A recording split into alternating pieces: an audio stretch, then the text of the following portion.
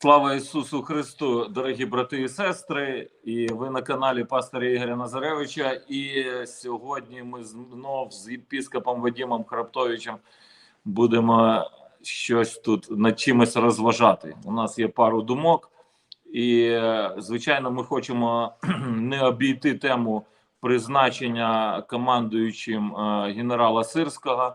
І я вважаю, що це дуже вдале рішення. Нічого не маю проти генерала Залужного, але мені дуже сподобалась швидка і нахабна операція на Харківщині, де ми вигнали ворога аж за Лиман.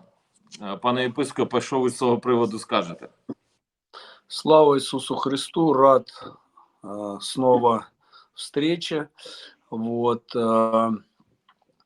Ну, по поводу Сырского, что, как я думаю, ну, однозначно, как бы сейчас еще ничего мы не можем сказать конкретно, потому что, ну, нужно время, но то, что уже мы видим, да, вот, ну, в частности, я за себя говорю, то, что я видел, ну, да, как бы человек уже показал и доказал свою верность, показал свои какие-то вот эти вот способности правильного мышления, стратегического мышления. И то, что сегодня разгоняют вот эту волну по поводу там родственников в России. Ну, родственники в России, может быть, оно и действительно так, скорее всего, это и так. Но это же еще ни о чем не говорит. Если взять, ну, всю сторону Восточной Украине, так у нас у всех родственники в России. Я, до речі, хотів спитати, чи в тебе нема родичів?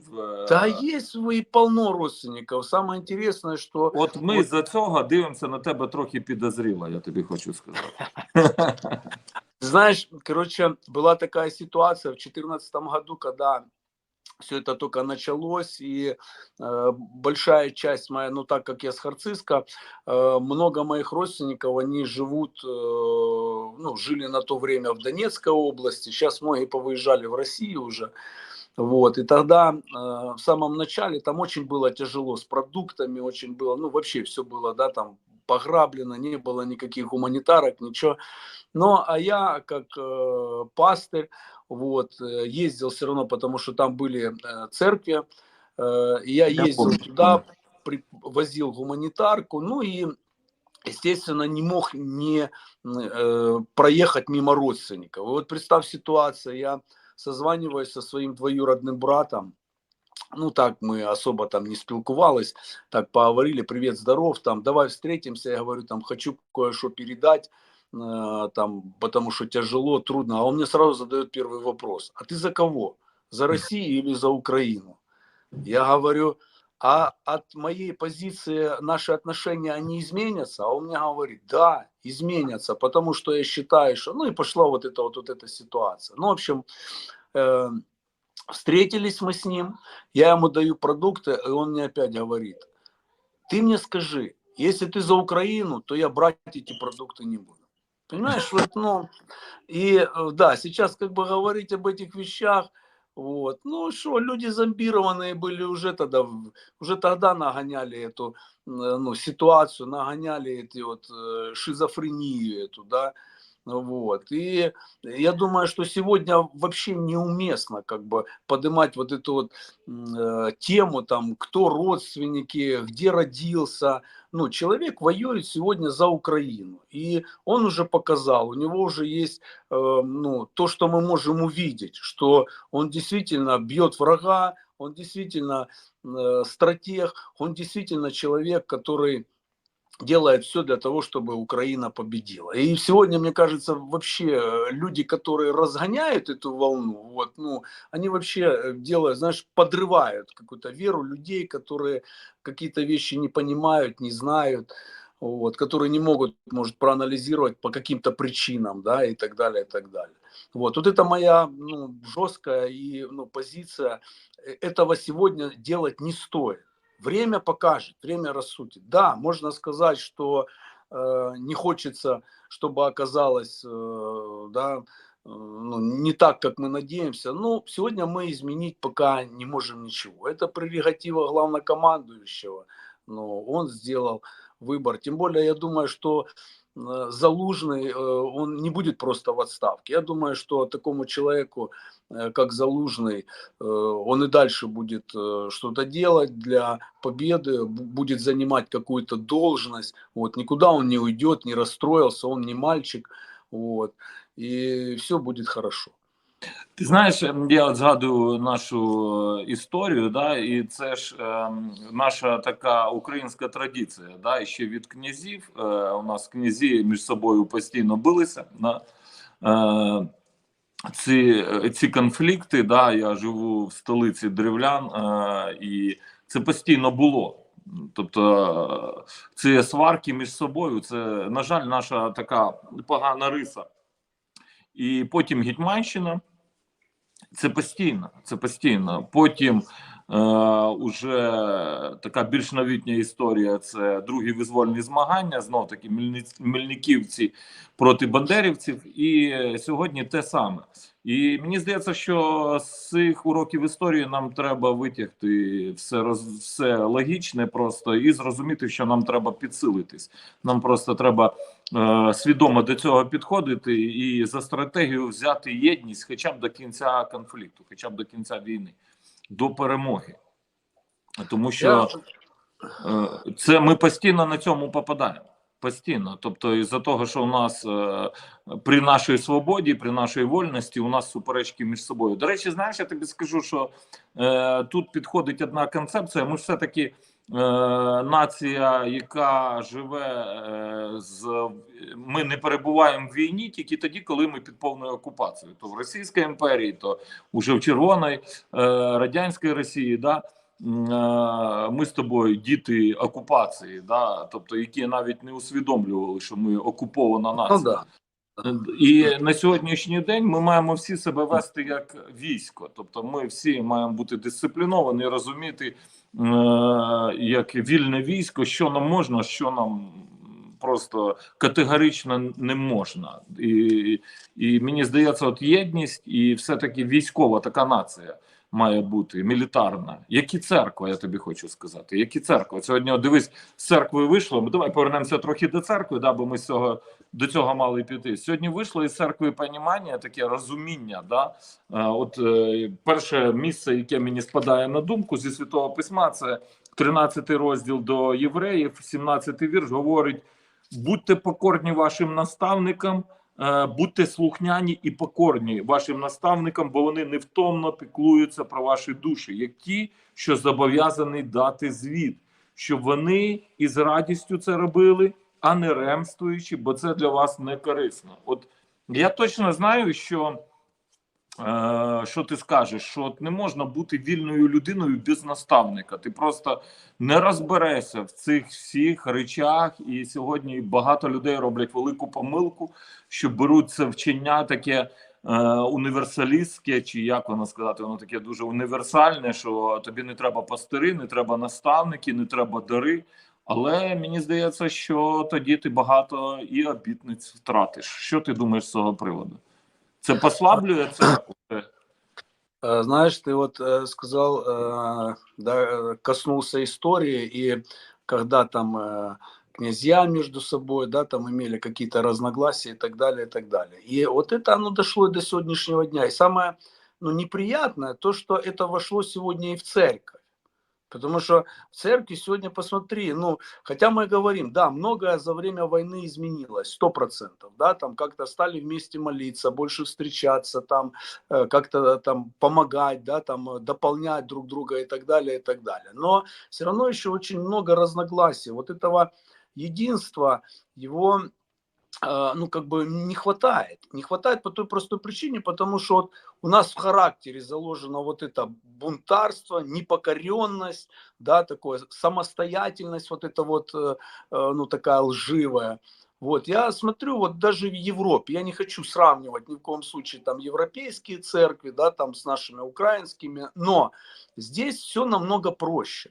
Здесь я не говорю, плохо это или хорошо, да, о том, что человек может спокойно, если он, к примеру, в субботу не попал на своей поместной церкви на свое служение, он спокойно может пойти там в воскресенье, к примеру, в другую церковь, да, и это не будет ему там говорить, о, ты там предатель, или почему ты ходишь в другую церковь и так далее, и так далее.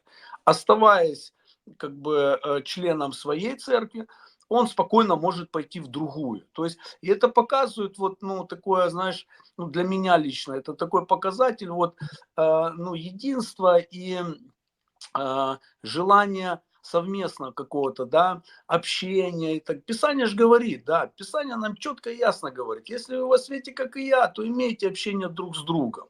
Это не значит, что мы должны закрыться только в своей церкви. Да? Ну, ти знаєш, я тобі скажу, я от що вірю, я вірю в церкву як військо, як в армію. Ти розумієш, от перед нами стоять же великі цілі, да? Велике доручення Христове перед нами стоїть. У нас ми реально розуміємо, що це завдання дуже важливе, да? Жниви поспіли, нам треба зібрати це все діло. І тут, от ти не розберешся, якщо в церкві буде така, от, знаєш, якась демократія. Знаєш, я тобі хочу сказати, Нет, тому що я християни уверен, что мають демократия это не от Бога. Вот, ну, не 100%. может быть демократия. Сегодня многие в церквях, да, об этом говорят. Там вот, а давайте выслушаем всех. Понятно, что выслушать можно всех и отчет можно дать, но нельзя, не могут люди вот все вместе, все скопом. Это когда же в семье. Да, правильно, мы с женой постоянно в общении, мы с женой, может быть, там делаем какие-то, о чем-то планируем, да, мы делаем какие-то, ну, я не знаю, цели ставим там и так далее, и так далее. Но решение все равно, оно за мужем, потому что так Писание говорит, так Бог сказал, что, да, что головой является муж. Это не говорит о том, что теперь нужно унижать там кого-то, да, вот, и выставляя себя или ставя себя как-то на первое место. Но, тем не менее, когда вот это, ты как пастырь, я думаю, я уверен, ты много раз сталкивался, да, пока кто-то из церкви, из служителей не возьмет ответственность конкретно за что-то, и он скажет я, вот порядка не будет, ни в служении в каком-то, да, там, ни в какой-то, ну, части служения там и так далее, и так далее. По поводу, вот ты, ну, как бы не дал мне, да, сказать по поводу воинства. 100%. Сегодня на церкви возлагается очень большая ответственность, и в том числе, или беря во внимание как раз сегодняшнюю ситуацию войны. То есть церковь, она должна объединяться, церковь должна быть вместе, молиться, поститься, все это знает. Но очень важно еще, куда ты идешь, за кем ты идешь.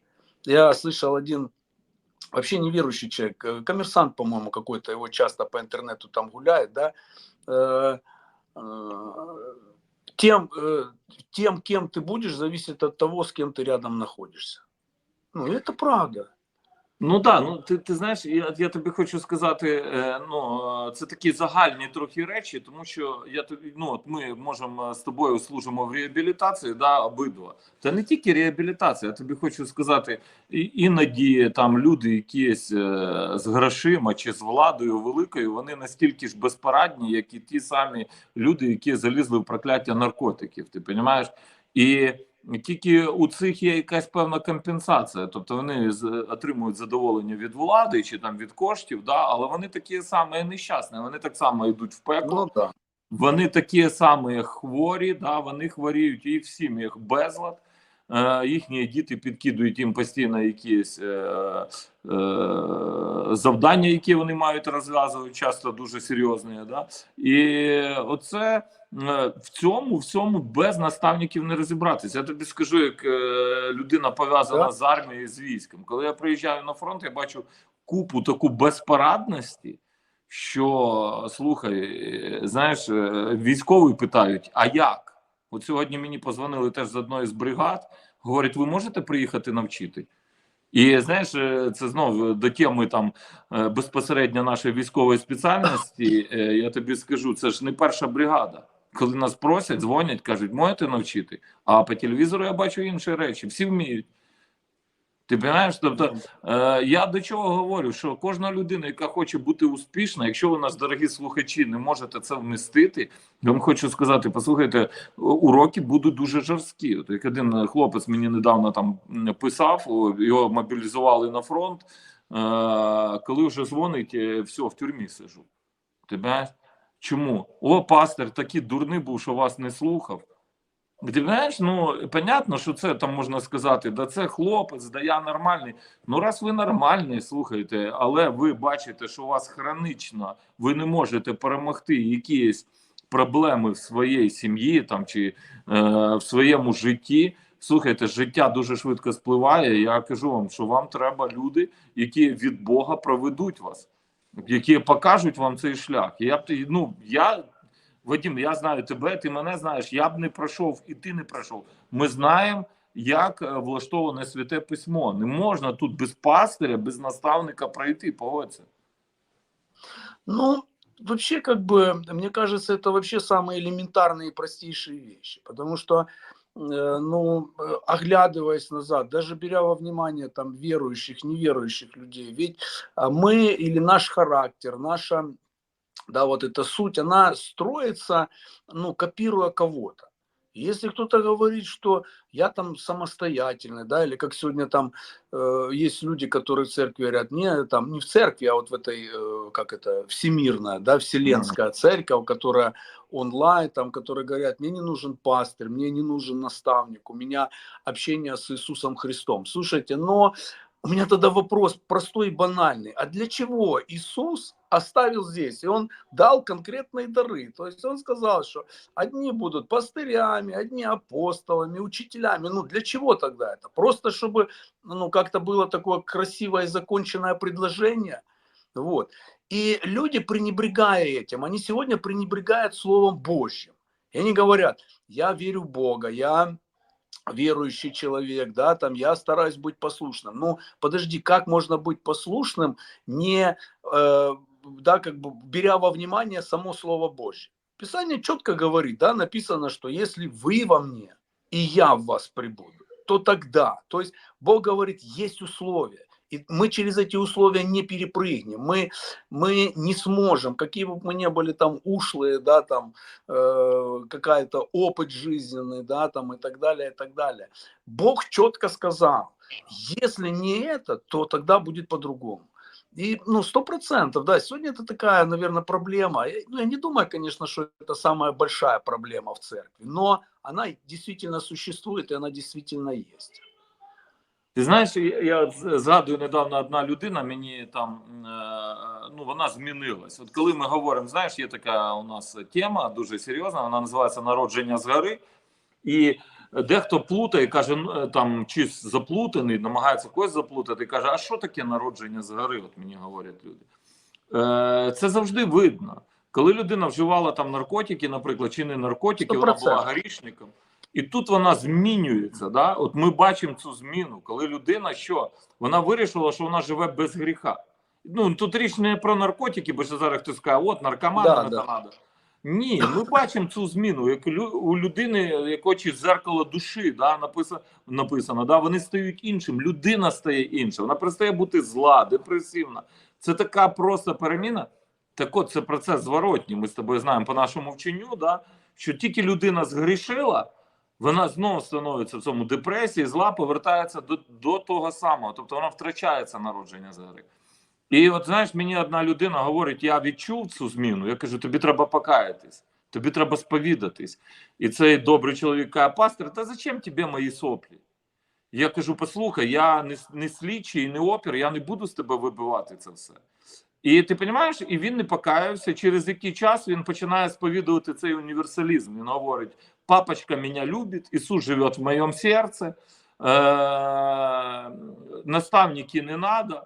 І тобто людина просто з таким пошкодженням, ти розумієш, вона просто уїжджає в Європу і ще починає мене там хейтити з цього всього дива. І ти розумієш, все, він вже упереджений, ти його вже не переконаєш. І знаєте, дорогі друзі, я до чого це все говорю? Як би вам, може, зараз це не вкладалося в серце, але це питання, ми з єпископом помолимося, щоб у вас був страх Божий. Тому що ваше життя, ваше спасіння залежить від цього. Тому що сперва сповідання гріхів, а потім спасіння. В Іоанна написано, хто грішить, той від диявола. Тому що я 100% впевнений, що за цим стоїть тупо банально гріх. І все. Що ви скажете, друже?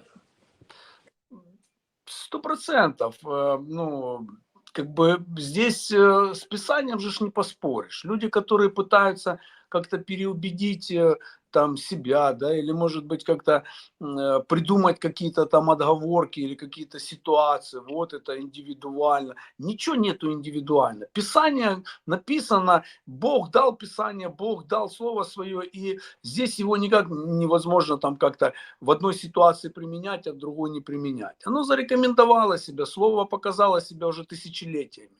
И, может быть, даже если, да, на первый взгляд кажется, что нет изменений, нет каких-то вот, ну, обратных ситуаций, ну, есть определенное время. Я тоже помню, когда я только покаялся, и у нас был брат один там, вот, по-моему, даже из Сум он был, и такой, знаешь, вот, ну, очень, вот, знаешь, есть люди, которые вот рождаются свыше, они вот буквально, реально, да, вот, ну, реформируются, прям вот как-то вот так. И он такой был дерзкий, горел для Бога, вот, проповедовал везде. Вот подойдет там к ларьку покупать там пепси-колу и начинает проповедовать. Ну, в общем, везде проповедовал, везде. А потом поехал домой. Вот, ну и понятно, его опять там затянуло это там тягомотина, это все, это болото, и в общем он опять вернулся к тому, с чего починал, да. И вот я помню, братья говорят, да вот зашел речь за этого парня, да, за этого брата, они говорят, а у него вот опять открылся туберкулез, в общем там... В общем, состояние здоровья просто ужасное. Я говорит, представь, мы приходим до него в больницу, мы говорим ему, брат, тебе надо покаяться, ты же понимаешь, что он говорит, я все понимаю, и молитву покаяния я могу произнести, но внутреннего вот этого понимания, внутреннего вот этого, ну, осознания у меня нету. Я понимаю, что я иду в ад. И вот, ну, на самом деле это очень страшно, когда люди говорят, да все нормально, Бог есть любовь, Бог милостлив, да, мы, ну ничего, сегодня согрешил, завтра покаюсь. Мне один парень покаялся там, ну, ушел с реабилитации, не добыв, опять вернулся в наркотики, и я его встречаю, там, а он такой, ну, сильно прям, ну, раскумаренный, да, и мне говорит, ну, пастырь, ты знаешь, это время, которое был на реабилитации, оно даром не прошло. Я вот везде и каждый день своим друзьям проповедую о том, что Бог благой, о том, что Бог милостивый. Я говорю, слушай, ну, лучше и не проповедуй, потому что в таком состоянии, в котором ты сейчас, ты только, ну, знаешь, вот в любом случае, ну, мы верующие люди, да, мы должны помнить и важность святости и важность покаяния, потому что многие люди, они просто разучились уже, ну, просить прощения. Они уже себя считают такими стойкими, уверенными христианами, которые уже не один год, которые знают Библию, ходят на служения. А в чем мне каяться? А в чем мне каяться? Вот. И это, конечно, такая большая проблема. Это Я обольщение. уверен, это то, с чего начинается вот этот путь, ну, отступника или путь грешника. Когда уже есть такой уже человек возгордился, он говорит, я уже все знаю, я уже с Богом на коротке, мне уже там, я знаю, как поступать, как делать и так далее, и так далее. Самоправедність, да, це Да, самоправедність. самоправедность. Страшна тема, да, страшна тема. Дуже страшна річ. І ти знаєш, я хочу сказати, що багатьох людей от манить оце життя, знаєш, цієї псевдосвободи, коли ти що хочеш, ти робиш. Але, друзі, я хочу вас закликати і сказати, служити Богу – це велика честь. І це факт. От навіть сьогодні служіння України, його не всі підвозять. Не всі підвозять. У всіх була романтика. Думали, що от час воєнкомат підемо і все швидко тут закінчиться, і от все. А війна страшна штука, да, і сьогодні у багатьох людей нема. Багато людей втекло за кордон, да, і вони не хочуть служити країні. Але коли все минеться, коли буде перемога, ті люди, які не поплили, вони отримують свою нагороду, вони будуть мати інший статус взагалі. Та я, знаєш, недавно говорив там з одним своїм другом, я пам'ятаю, ми були малі, і ми говорили, а твій батько воював? Ну, Знаєш, да. тут чогось у нас для нас всіх тоді було це важливо, чи воював твій батько, як то. А мій папа воював. Там, знаєш, я пам'ятаю, бабусі своїй сказав, що батько воював. Вона каже, де він воював? Він ще тоді не народився. Ну і Ну, така, да. знаєш, ситуація. Але для нас тоді це було важливо. Ти розумієш, і от багато батьків, от які сьогодні вони вирішили воювати за Україну, от просто світських людей, да, їм будуть пишатися їхні діти, коли все пройде до кінця, і вони отримують нагороду. Це визнання навіть, да, навіть не нагородити там, а от все-таки це дуже важливо. Так це земне. А ті, хто не потекли і дійшли до кінця, ти розумієш, не розвелись на ці там кошти, на якісь там привілеї світу цього, послухай, то це набагато більша нагорода. І, друзі, тому не можна так все об'єднати і сказати, да, от знаєте, ми всі діти Бога, папочка нас любить. Я іноді чую це від таких проклятих людей, слухай, таке проклятуще нема, де просто там живого місця, але воно говорить там про якусь батьківську любов. Ти розумієш, це просто сатана так уже використав проти цих нещасних людей, що я просто дивуюсь цьому всьому. Да, потому что я думаю, просто, знаешь, как вот человеку свойственно оправдываться, знаешь, вот Да. оправдывать свои какие-то поступки, какие-то действия. И человек как бы ищет уже, да, и порой он даже и пытается это найти через Библию. А все Да. есть почему, да, вот, ну, то, о чем ты говорил, да, вот, ну, наставничество. Наставничество. Человек, если он правильно научен, вот, он это учение, он будет нести его, то есть он будет его все равно придерживаться. Сегодня мы научены там, да, школой, мы умеем писать, умеем читать, да, умножать и делить и так далее, и так далее. Это благодаря чему? Потому что нас кто-то научил. А когда люди говорят, да я такой самоучка, да мне, ну, никто ничего не надо. Ну, Библию же можно по-разному трактовать. Ее можно Ты по-разному трактовать. И сегодня Да. я знаю таких людей. Знаешь, интересно то, что вот у меня здесь есть несколько, ну, довольно таких вот близких людей, они мусульмане. Вот. Ну, хотя уже вот двое из них приходят на домашнюю группу. Я думаю, что все-таки, вот знаешь, они примут Христа. И вот когда мы с ними разговариваем, да, я задаю один вопрос. Я говорю, слушай, вот у вас странный Бог.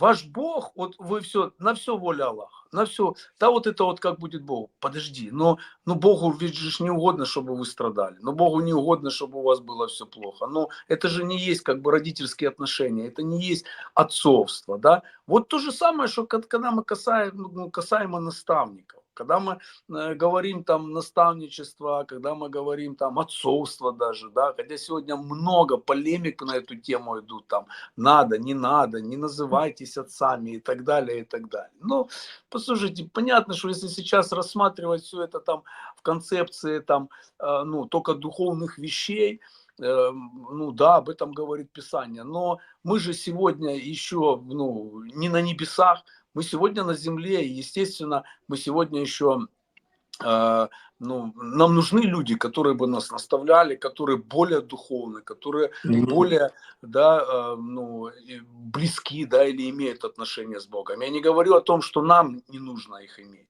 Конечно же, нужно. По поводу того, что уезжают, ну, вот откровение, вот опять, да, я помню, мне мой пастор рассказывал, что такое откровение. Потому что я одно время, ты, наверное, застал это время, помнишь, очень часто такое было. Каждый человек, встречаясь, он говорил, мне Бог сказал. И причем некоторым так часто Бог говорил, вот, что он мог сказать там в течение суток, ну, несколько десятков раз. Мне Бог говорил, а что покупать? Мне Бог говорил, І а что речі, які нужно протиречать кушать. одне одному, да, откровення ці. Да, да. А что мне сегодня одеть, футболку или рубашку, Да. знаешь? Який Вот борщ Бог варити, говорит, да, и какой борщ, зеленый или красный.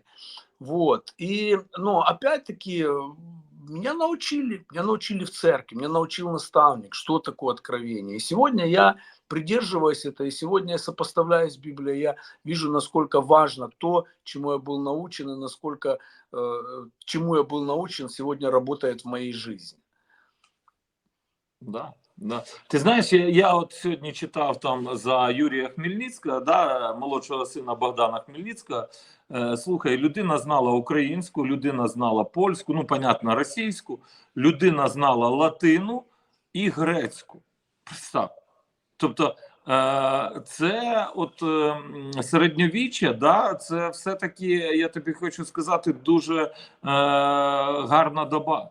Чому? Тому що те, що ми на сьогоднішній день для нас це вже далекі речі, навіть для нашого покоління, да, то покоління, яке йде за нами, покоління інтернету, да, яке дуже вільно там вправляється з інтернетом, це взагалі покоління невигласів, це неосвічених людей, у яких буде забрана свобода повністю. От я дивлюсь на це все, і я розумію, це просто жах, це якийсь жах, тому що все-таки оце знання це дуже важливо. Це дуже важливо, коли людину можна навчити. Да? Тут ми тебе просто в церкві вчимо жити, вчимо розібратися з грошима, не позичати там. Да, це ж керування не грошима, це керування собою. Віддавати борги, тому що у тебе в житті буде багато проблем. Коли ти людина невірна в чужому написана, да, ти ніколи не отримаєш свого. І таких речей в Біблії дуже-дуже багато. І знаєш, всі люди, які в цьому не прорвалися, вони потім дорікають пастирям. А в Данила написано, що коли сатана прийде, він зіпреться на відступників, на ті, які відступили від завіту. Знаєш? Тобто, і це буде публіка, яка буде дуже залюбки служити дияволу. І вони сьогодні, ці нещасні люди, це не можуть второпати. Да? В Євреям написано, що нема жертви за гріх, а є ярость вогню, яка готова пожерти всіх противящихся. Уже немає цієї жертви, коли люди постійно грішать проти крові Ісуса Христа. Коли людина починає виправдовувати свої гріхи і каже, все, папочка мене любить, і каже, ну це ж не просто це откровення. Вони кажуть, все, не треба каятися, все, каятися не треба. Все Святе Письмо говорить про те, що ти маєш робити висновки, да, підводити певні ітоги, да, перевіряти свої шляхи. Давид каже, від таємних моїх вибав мене. Подивись, на вірному я шляху, тому що ціна цього всього – це спасіння. І вони кажуть, да ні, все дано вже по благодаті. Я в це вірю, що дано мені по благодаті спасіння, не я його заробив. Але Святе Письмо говорить, щоб я що в страху звершував його, щоб я робив певні аналізи, тому що до цього не можна легковажно відноситись. Я вірю, що Бог не забирає спасіння, але я вірю в те, що його можна втратити. Слухай, люди втрачають телефони, ключі, да, голову втрачають. А що Бог тобі скаже за те, що ти легковажно віднісся до спасіння і ти його прогавив просто. І воно, ти вже на небезпечному шляху, але ще розказуєш, що тато тебе любить. Як от з цим бути? Ну, давай вже якось будемо підводити итог, да. Давай за тобою. Сейчас еще, знаешь, вот пока ты говорил, мне пришло на память, да, 72-й псалом. Вот все четко, как бы, да, псалом говорит вот то, что переживают сегодня многие люди. Вот. И там написано такие вещи, да, вот я как бы посмотрел, и я с этим не согласен. А почему они ничего не делают, а у них все хорошо, да, и они не работают, а у них там все получается, и все вроде как бы в елочку, и так далее, и так далее. И вот дьявол на этом берет.